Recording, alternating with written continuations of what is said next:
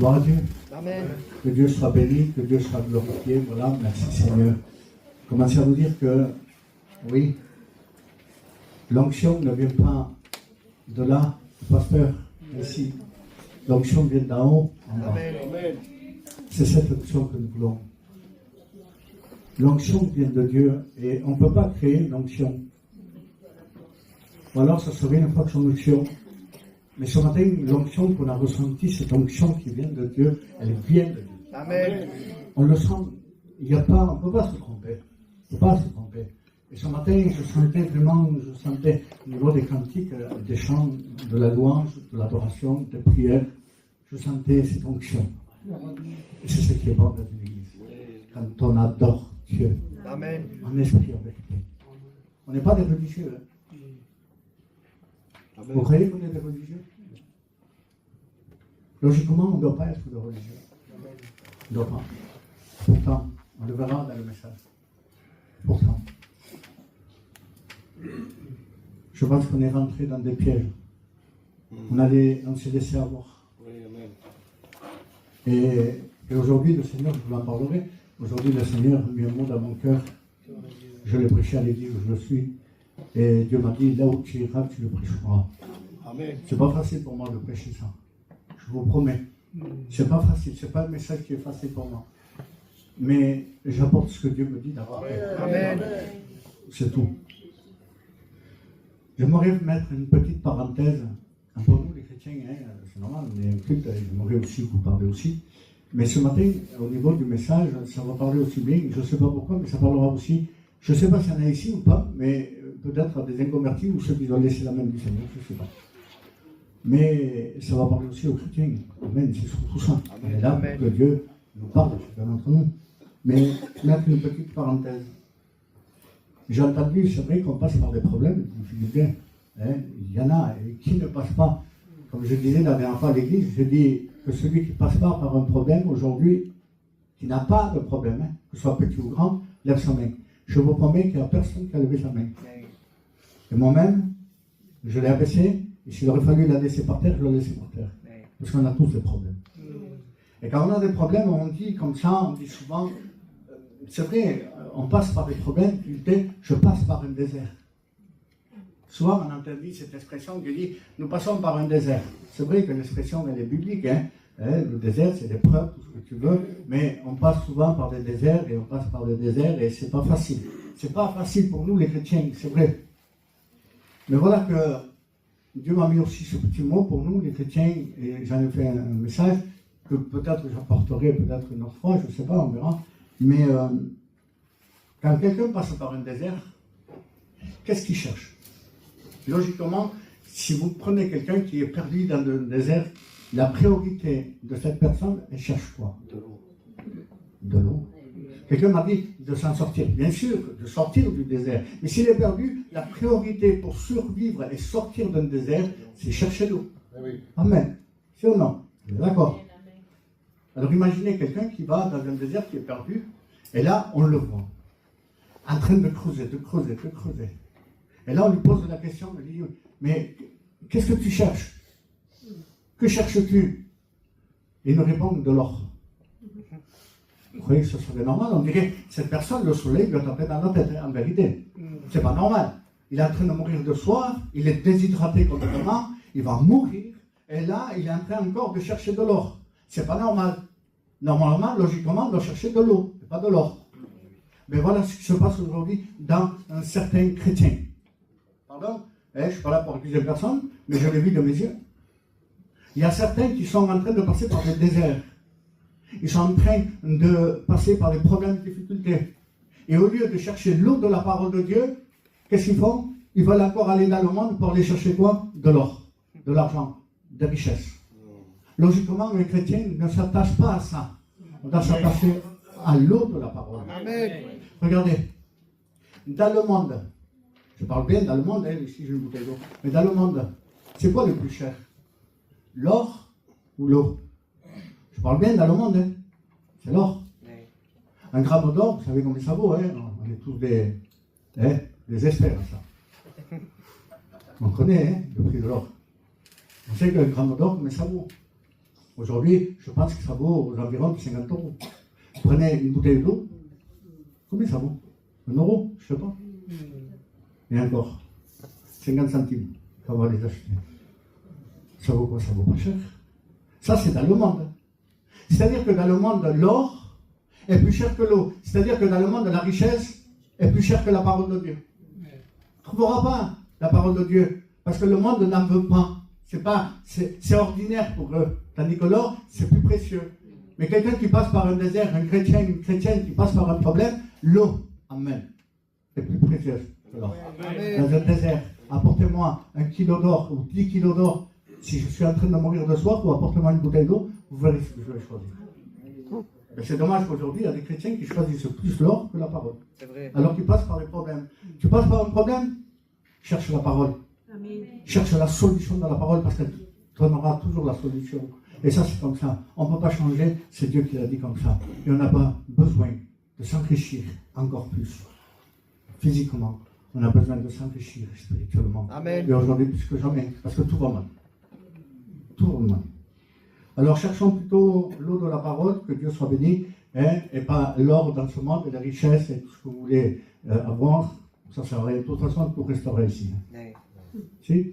Jésus a dit que tout passera. Tout. Sauf sa parole. Amen. Amen. Et si tu as ta parole, la parole de Dieu dans ton cœur, eh bien, toi, tu ne passeras pas. Amen.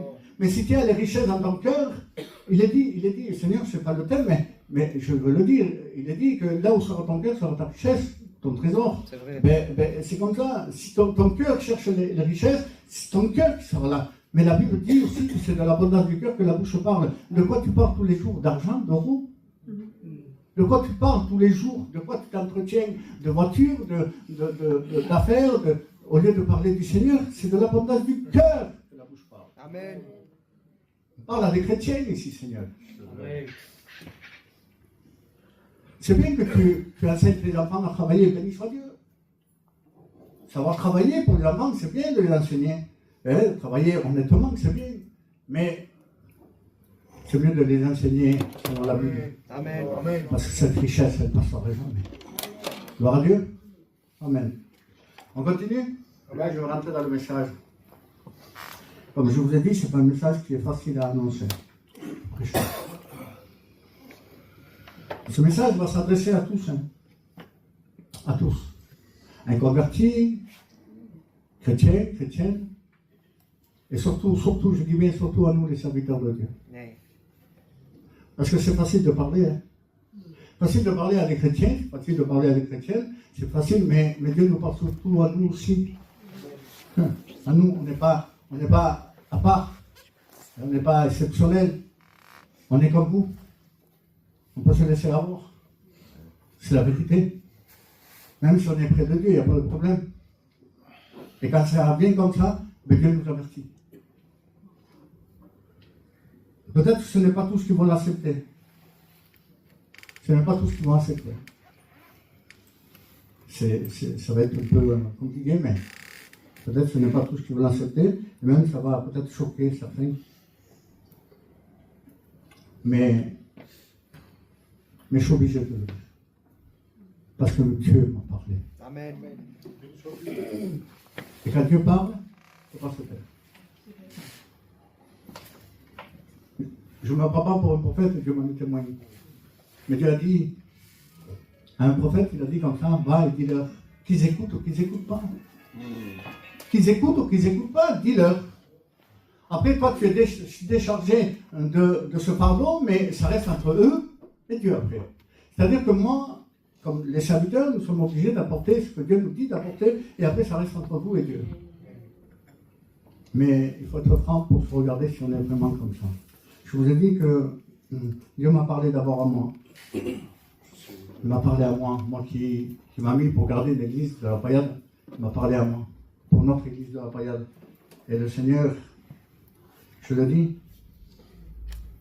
il a brisé à moi certains systèmes, certaines pratiques de religion qui étaient rentrés dans l'église et dans le système religieux qu'on a laissé rentrer dans l'église.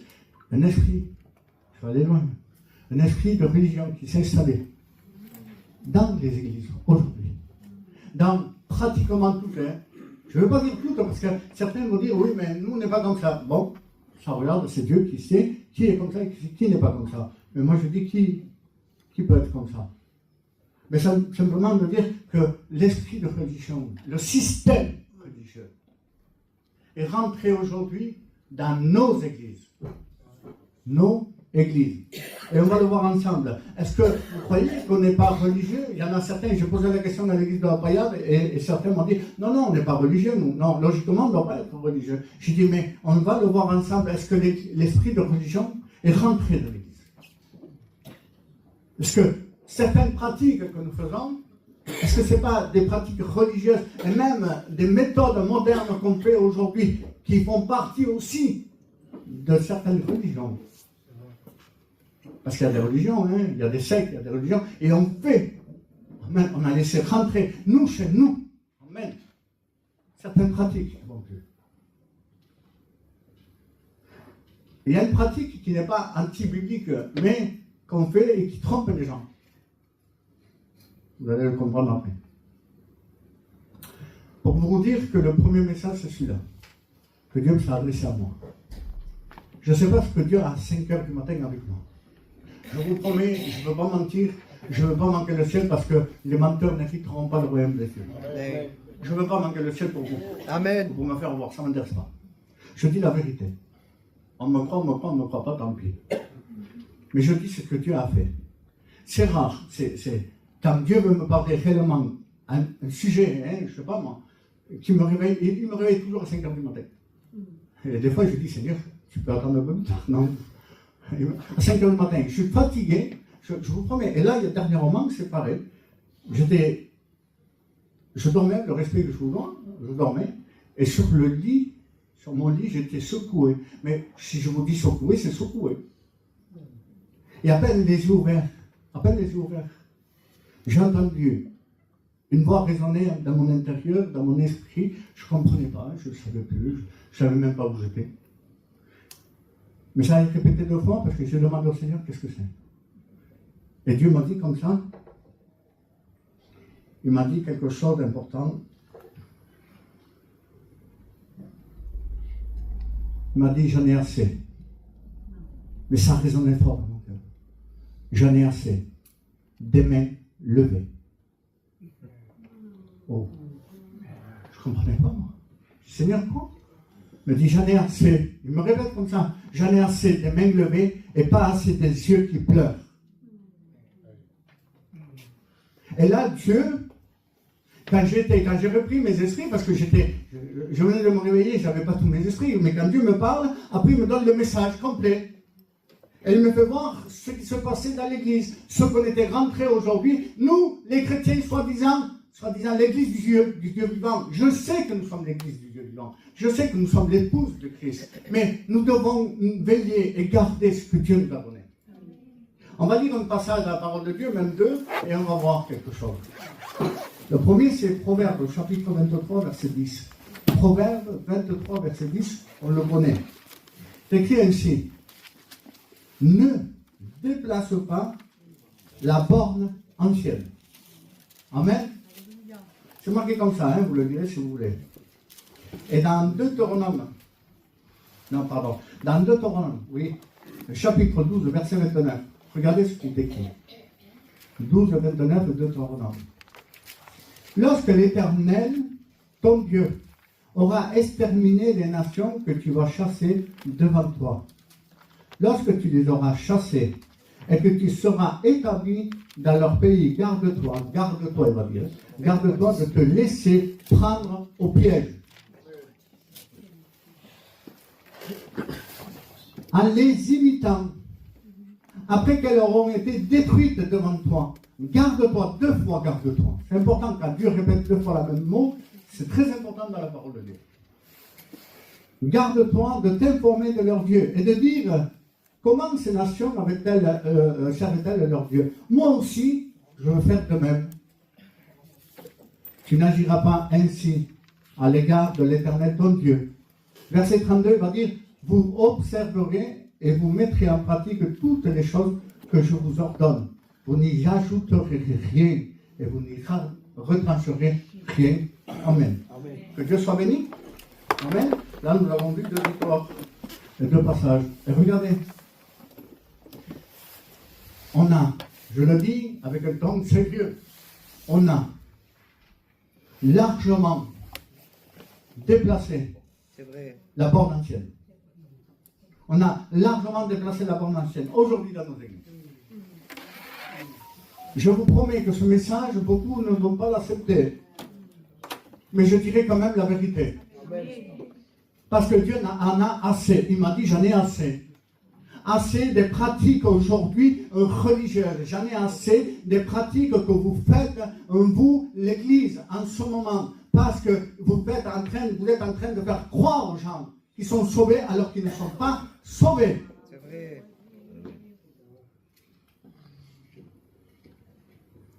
Jésus, Dieu m'a dit comme ça, j'en ai assez de mains levées. J'en ai assez. Alors je vais vous expliquer ce que c'est les mains levées. Amen. Premièrement, vous expliquer que les mains levées ne signifient, ça n'a pas de signification de repentance, bibliquement. Ce n'est pas une repentance, une main levée. Une main levée, selon la Bible, c'est signe d'adoration à Dieu. Signe de victoire. Béni soit Dieu. Une main levée, ce n'est pas un signe de repentance. C'est un signe d'adoration.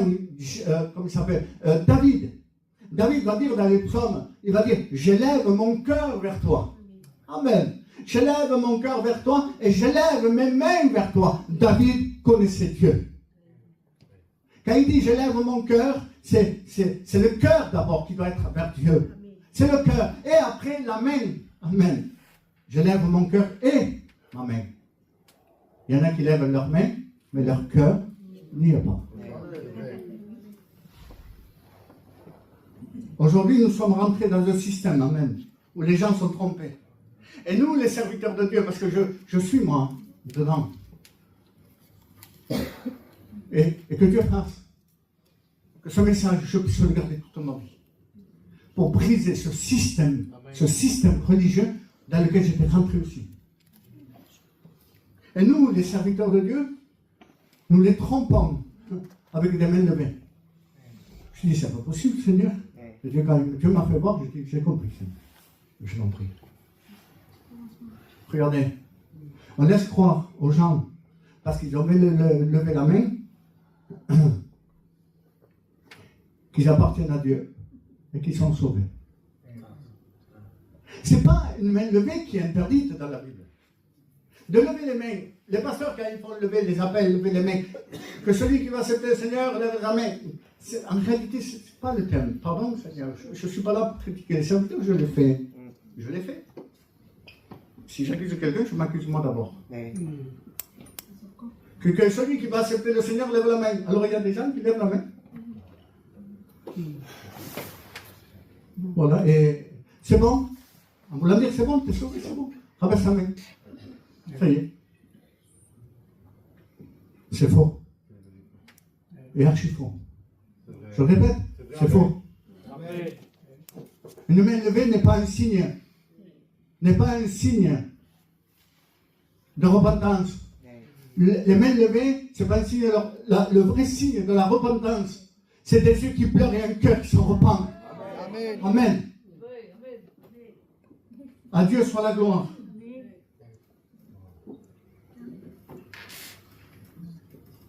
Regardez le pasteur. Je l'ai fait. Que Dieu me pardonne. Dans une réunion, on finit la réunion. On peut prêcher, même pas la repentance, on prêche même pas la repentance des femmes. C'est vrai. On ne prêche même pas la repentance, on prêche des thèmes de la Bible, je ne sais pas, la lumière, je ne sais pas moi, la foi. Et là, on va finir, mais pour finir, il faut toujours faire un appel.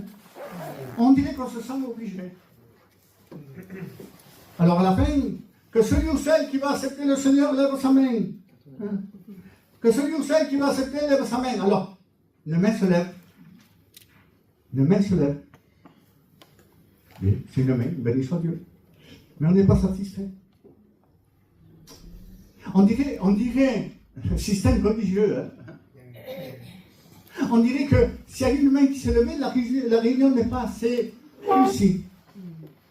Maintenant, ça 10, 15 mains qui se lèvent, ça y est, on croirait que la réunion, elle est réussie. On a réussi la réunion, pasteur. Tu as réussi ta réunion parce qu'il y a 10 mains qui se sont levées. C'est faux. Amen. Une réunion réussie, ce n'est pas 10 mains qui se lèvent, ni 100 mains qui se lèvent. Une réunion réussie, c'est des yeux qui pleurent de repentance. C'est des gens qui sont changés. Amen. Une main levée aujourd'hui, ça ne veut rien dire que Dieu soit béni. Amen. Une main levée aujourd'hui dans nos églises, ça ne veut rien dire. Au contraire, ça trompe les gens. On leur fait croire qu'ils sont sauvés. Ils ne sont pas sauvés. Ils ne savent même pas ce que c'est une repentance. C'est vrai. Ils ne savent même pas ce que c'est une repentance. On en parlera. Et regardez. Alors aujourd'hui, voilà, 10 mains levées, 15 mains levées, ça y est, j'ai réussi ma réunion. Non, le Seigneur est en train de me dire, moi, ton nom, pasteur, une réunion réussie, ce n'est pas des mains levées, c'est des vies transformées dehors. Amen. Amen. C'est ça. C'est réellement ça. Le but de l'évangile.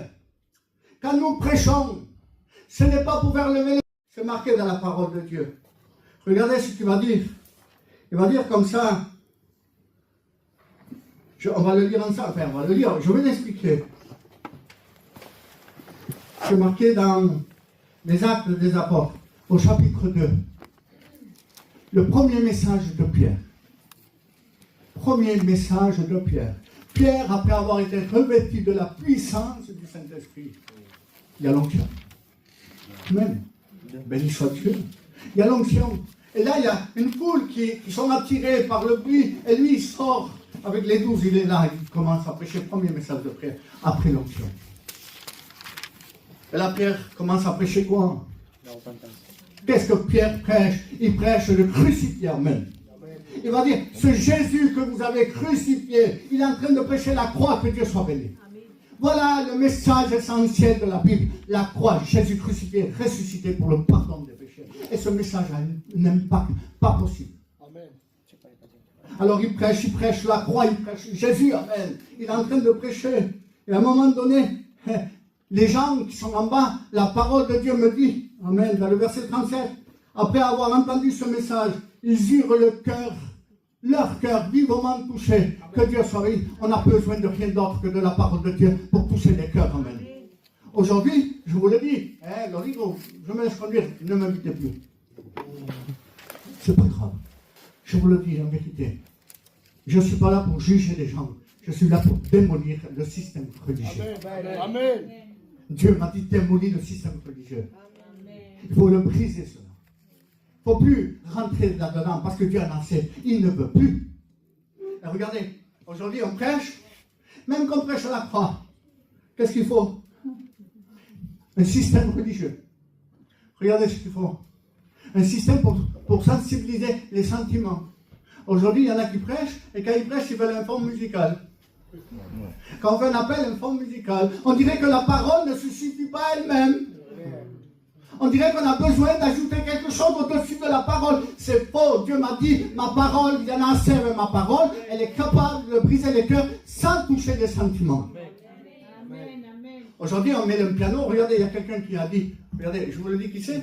C'est peut-être. Peut-être un jour, il va voir, je ne sais pas, il a dit la dernière fois, j'étais à une réunion, je l'ai écouté, et il a dit comme ça. Une fois, je suis rentré. Et ça m'a confirmé le message en plus. Parce que je l'avais déjà.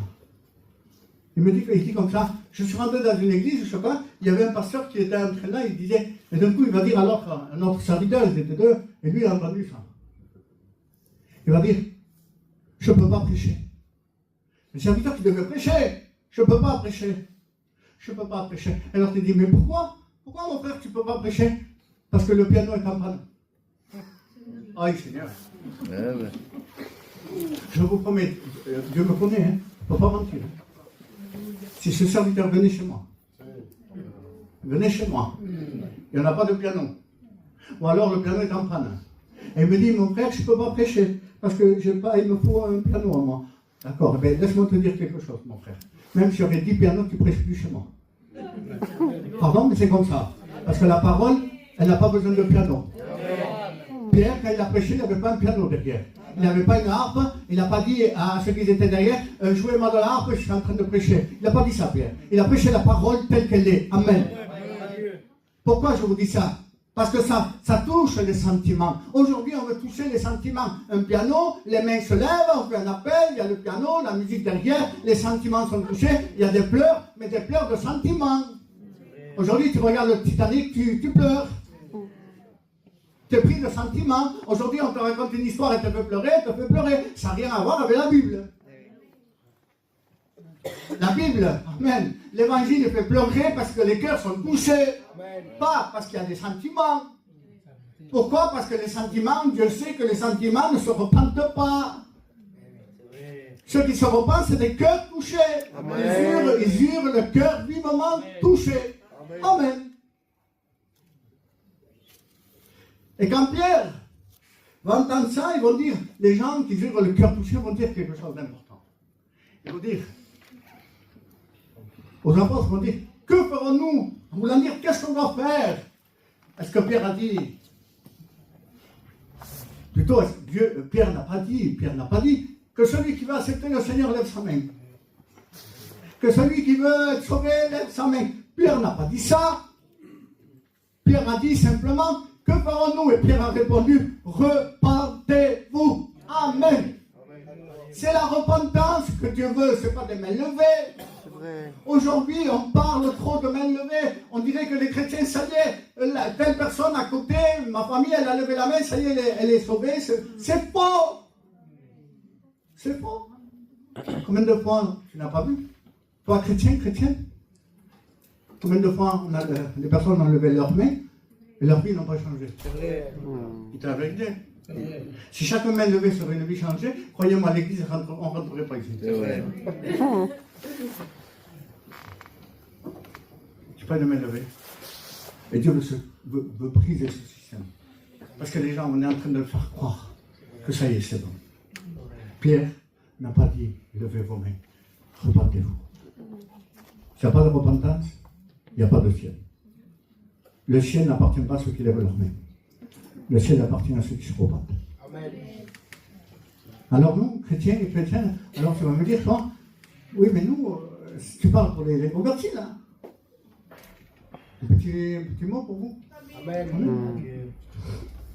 Est-ce qu'on ne fait pas des appels pour les chrétiens et les chrétiennes? Ça arrive, non? Même dans les cultes, on les fait des fois. Je l'ai fait aussi. C'est pas interdit. Ne dites pas ce que je n'ai pas dit, comme il a dit Mario. Ne dites pas ce que je n'ai pas dit. Je n'ai pas dit que lever la main, c'est interdit. Ce n'est pas interdit en soi. Mais c'est le système qui vient derrière qui n'est pas bon. C'est le système qu'il y a derrière qui n'est pas bon. Lever une main, ce n'est pas interdit. Si ta main te lève et ton cœur est brisé, béni soit Dieu. Amen. Mais ce n'est pas parce qu'on lève une main que ça y est. Alors je veux mettre les choses à leur place. Ce n'est pas interdit de lever une main. Mais ça dépend de quelle manière on la lève. Les chrétiens. Souvent, il y a des chrétiens qui, entre guillemets, disent « Je suis fatigué. Spirituellement, je suis fatigué. » Il y a une différence entre fatigué et péché. D'entrée.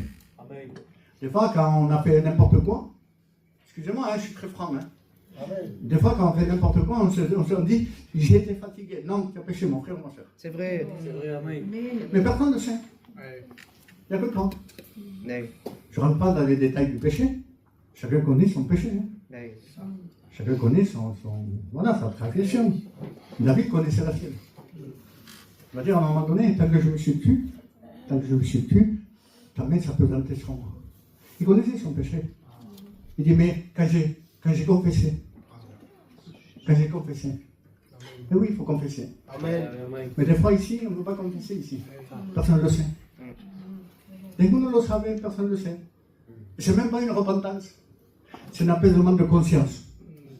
On vient ici, on sait qu'on a fait quelque chose de pas terrible, mais on veut que personne ne le sache, alors que la Bible dit le contraire. La Bible dit, confessez vos péchés les uns aux autres. Amen. Il n'y a plus de honte à cacher qu'à confesser devant Dieu.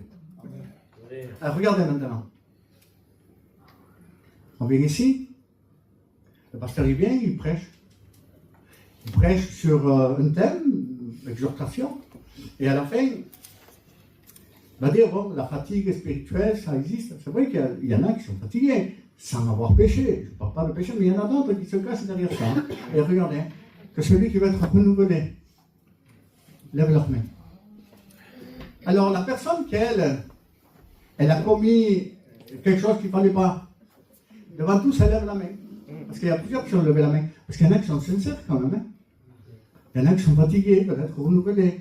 Ils sont passés par des découragements, sans péché, je parlais. Mais il y en a d'autres qui ce n'est pas pareil. Alors, entre tous, ils lèvent leur main. C'est une main levée. Ils lèvent la main en disant, ça y est, Seigneur, je suis bien maintenant. J'ai levé ma main. Non, non, tu n'es pas bien, tu ne t'es pas reparti. Amen. Amen. Tu ne t'es pas reparti. Parce que la vraie repentance, tu n'as pas plus besoin de lever une main ici.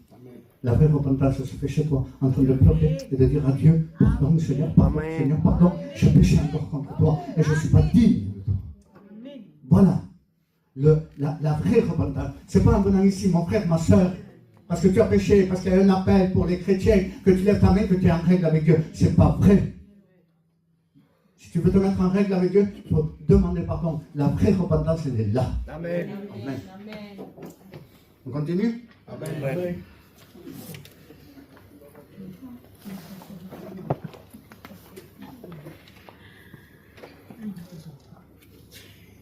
On peut parler des serviteurs? Mario, excusez-moi. Je suis obligé parce que, de toute façon, ce message, je l'ai reçu pour l'Église, pour les inconvertis aussi, il n'y a pas de problème, mais ce message, je l'ai reçu surtout pour les pasteurs. Amen. Et ce message, je sais que Dieu me le donnera à prêcher à une réunion de pasteurs. Il y a d'autres choses que je ne peux pas dire à vous, que je dirai au niveau des serviteurs, que Dieu a mis dans mon cœur. Ce n'est pas normal ce qu'aujourd'hui on peut faire. Mais je peux vous dire quelque chose. Au moins ça.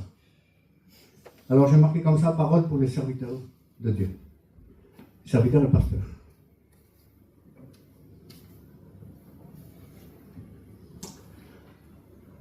Aujourd'hui, on entend souvent, regardez, le pasteur il prêche, ce que vous voulez, et après il vient, vous levez les personnes viennent, et ils vont dire comme ça, et on l'a dit souvent, répète après moi. Seigneur, les personnes qui sont en bas, hein, qui peut-être ne connaissent pas Dieu, hein, et les personnes répètent après eux, après nous. Seigneur, je te demande pardon. Purifie-moi par ton sang. Ils font que répéter ce que le pasteur est en train de leur dire. Laissez-moi vous dire quelque chose. Vous prenez un perroquet. Je vous promets, le seul animal qui parle, entre guillemets, c'est un perroquet. Vous prenez un bon perroquet qui sait parler, qui prononce, hein, vous répétez ça tous les jours, et je vous promets que toute la journée, il est en train de se repartir. Toute la journée, vous entendez ce perroquet chez vous. Seigneur, pardon, sanctifie-moi par ton sang, purifie-moi. Et tous les jours, il va le répéter. Mais c'est pour autant qu'il est converti? C'est pour autant qu'il a été sauvé? Non, ça reste un perroquet. Mais laisse-moi te dire, pasteur, pardon, Seigneur. On n'a pas, dans nos assemblées, on n'a pas besoin de faire des perroquets, on a besoin de faire des sauvés. Amen. Amen. Système religieux. Répète après moi. Ça ne se fait pas. Pourquoi? Parce que la vraie repentance n'est pas une répétition de mots, ce n'est pas une récitation, c'est une conviction personnelle dans un cœur pour qu'on puisse se repentir. Et ça, c'est produit par le Saint-Esprit. Amen. Amen. Quand Dieu m'a parlé, je me suis repenti devant Dieu. Parce que Seigneur, je l'ai fait, Seigneur. Et Dieu m'a dit, brise ça. Je vous promets, je vais le briser. Donc je vais aller, je vais le prêcher, parce que c'est pas normal ce qu'on fait. C'est pas normal. Les gens, ils sont en bas, ils répètent, et après ils s'en ils croient qu'ils sont sauvés. Aucune conviction de péché. Aucune conviction. Parce que pour se repentir, il faut qu'il y ait une conviction. La Bible dit bien que le Saint-Esprit convaincra le monde de péché, de jugement, de justice. Convaincra. Il ne dit pas le Saint-Esprit ne peut pas répéter. On n'a pas le droit, nous, pasteurs, de faire répéter. Alors, je le sais, on me l'a dit. Oui, mais on veut les aider à se repentir, tu ne les aides pas. C'est vrai, amen. Tu ne les aides pas, tu es en train de les tromper. Parce qu'il n'y a aucune conviction de péché. Il y a juste une répétition de mots. Et Dieu ne veut pas qu'on répète les mots. Et qu'est-ce qu'on fait? On est rentré dans un système religieux. Je vous dis lequel?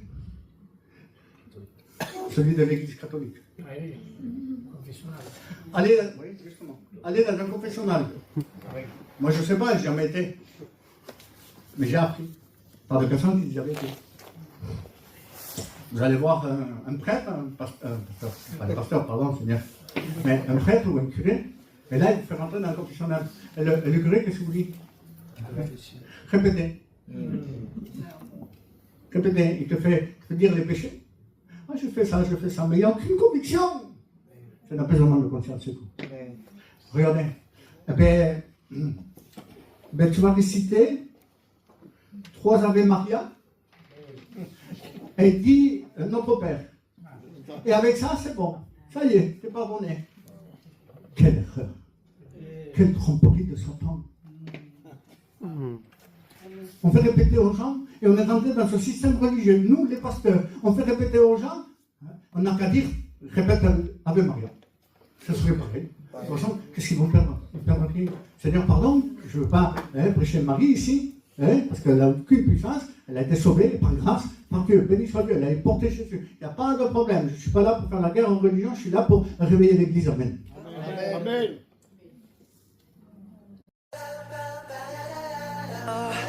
On fait répéter aux gens. Mais il n'y a aucune conviction dedans. Et on croit qu'on va les aider à se repentir. Ils ne se repentent pas.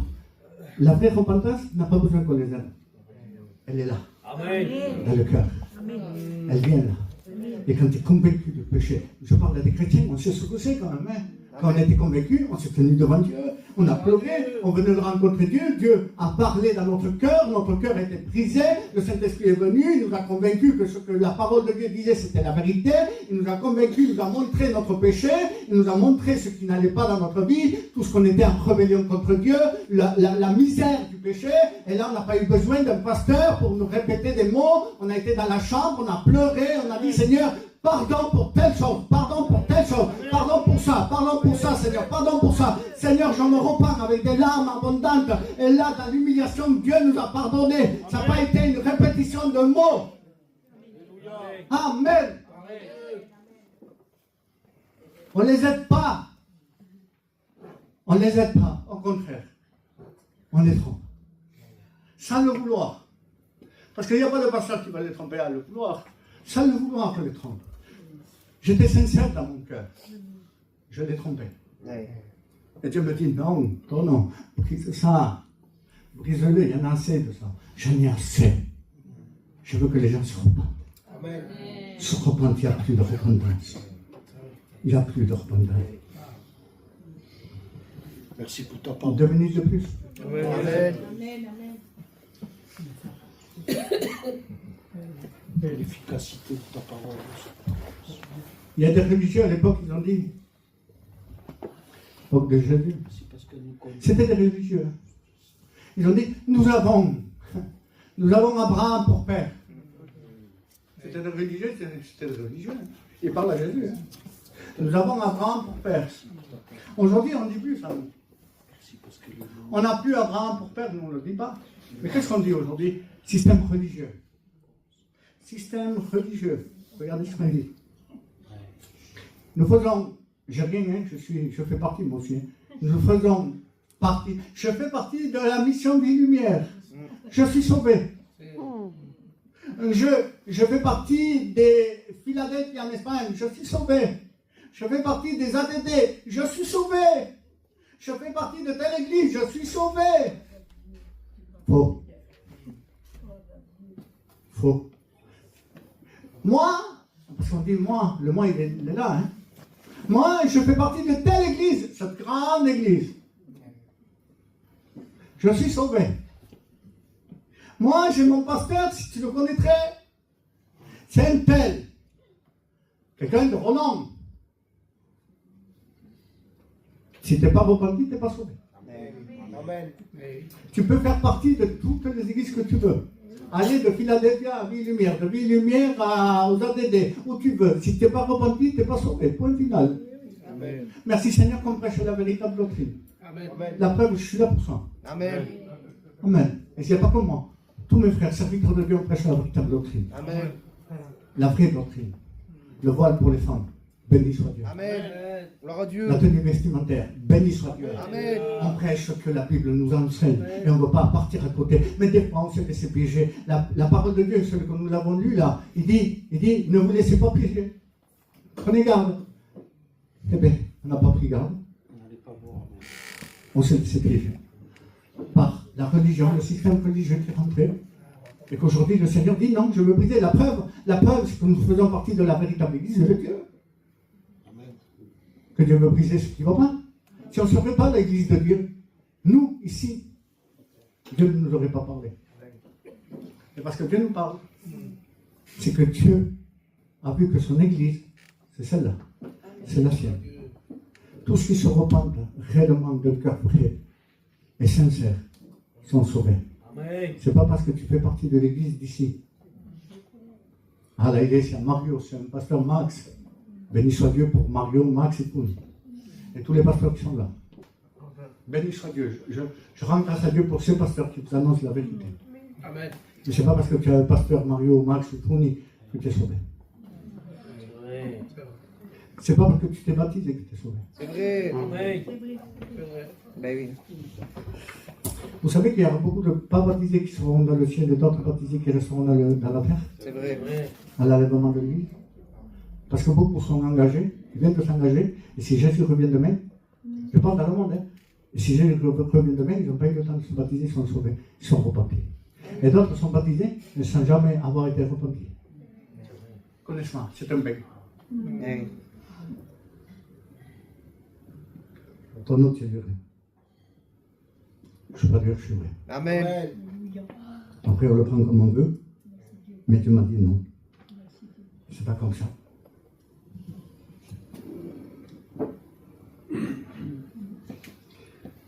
Quand nous prêchons la parole de Dieu, nous les serviteurs, je parle pour moi. Parce que moi, je sais comment je suis dans mon cœur, je n'ai pas de problème. Mais quand je prêche l'évangile, je ne prêche pas, et surtout à ma famille aussi, qui sont perdus, je ne prêche pas pour faire lever les mains. Je prêche pour que les âmes se convertissent. Amen.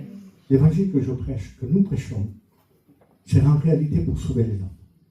Ce n'est pas pour avoir un résultat positif, soi-disant de m'élever dans une église. Ça m'intéresse pas.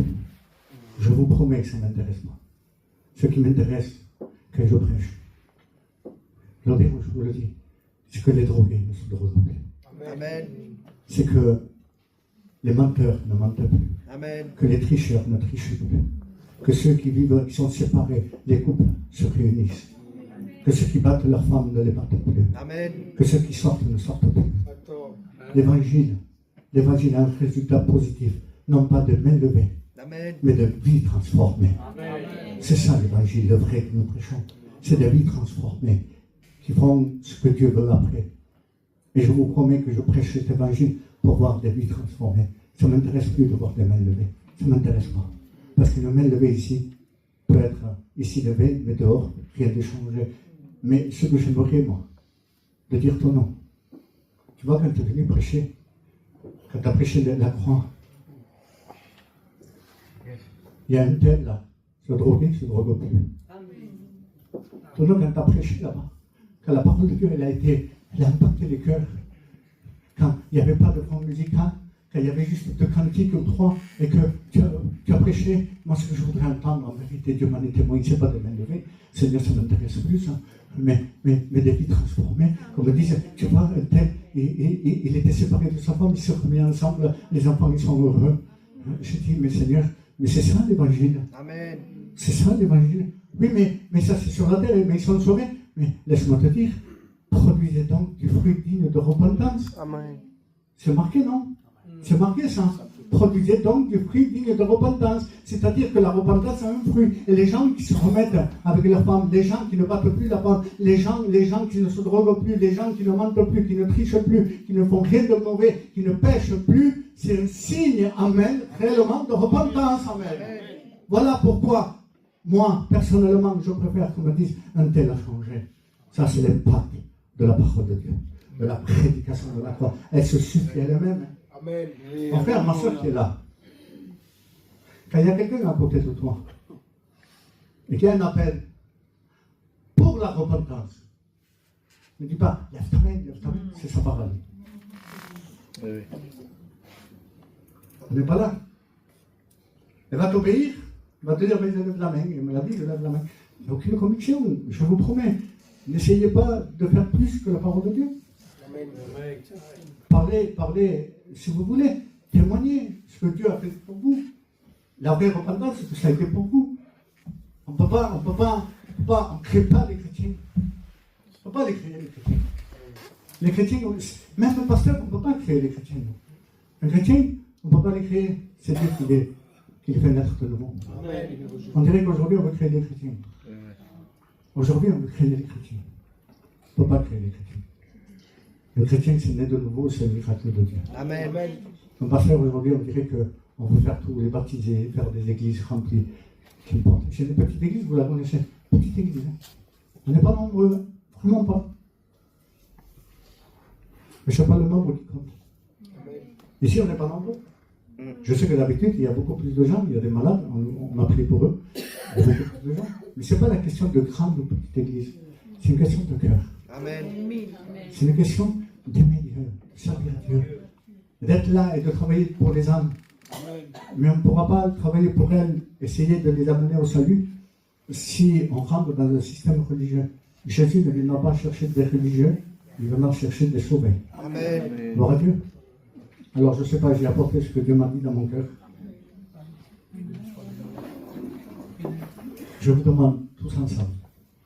Je fais partie de la mission des Lumières, je fais partie des pasteurs de Montpellier, avec les serviteurs qui sont là, les anciens plus anciens que moi.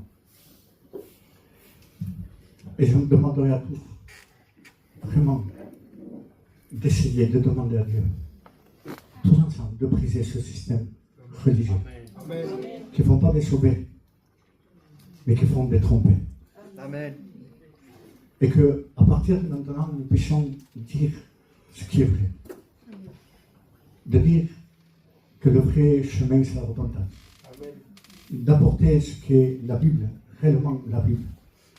Et de prier, je vous invite à prier, dans ce contexte de combat, dans ces derniers temps, de briser ce système religieux. Priez pour nous les pasteurs, parce qu'on a besoin encore, de cette puissance de Dieu, pour apporter ces messages qui viennent de Dieu. Priez pour moi, je ne vais pas finir encore, je vous promets. Ce combat, j'ai commencé il y a quelques jours, quelques temps, et je veux le continuer. Amen. Amen. Et là où j'irai, je le prêcherai. Et je sais que j'aurai des difficultés, surtout au niveau des pasteurs. Il y a des pasteurs, j'en suis convaincu, m'appelleront, je dirai la vérité. Il y a des serviteurs qui me diront, oui, mais comment on fait alors pour lever les mains? Je leur dirai ce que Dieu m'a mis dans mon cœur, mais priez pour moi, parce que ce combat n'est pas gagné. On a un adversaire devant, et il veut utiliser des armes qu'ils ont infiltrées dans l'église et qui ne sont pas de Dieu. Alors c'est à nous, à veiller, à garder réellement la doctrine, la véritable doctrine de la parole de Dieu, et de dire la vérité, que ça plaise ou pas, de dire ce qui est vrai. Et nous sommes là tous engagés à combattre ce bon combat. Alors ce matin, je vous prie à tous et à toutes, dans vos prières, de vous souvenir de ce message et de combattre pour la religion, de briser la religion, et que les gens se convertissent réellement, que les gens ne viennent pas ici pour lever leurs mains, mais qu'en réalité l'évangile soit un impact dans leur